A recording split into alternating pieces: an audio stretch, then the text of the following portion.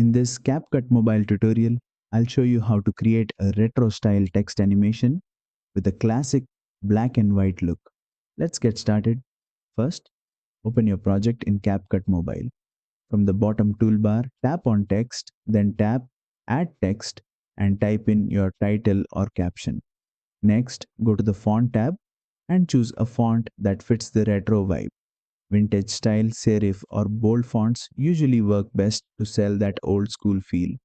Once your text is ready, tap on the Animation tab.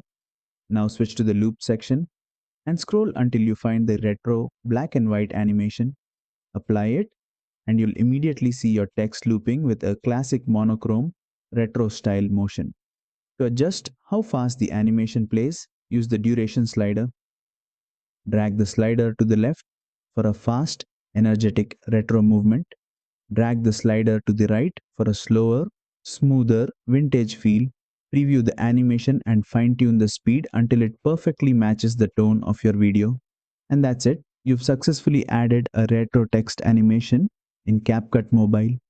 If this tutorial helped you, don't forget to like, share, and subscribe for more fully detailed CapCut Mobile editing tutorials.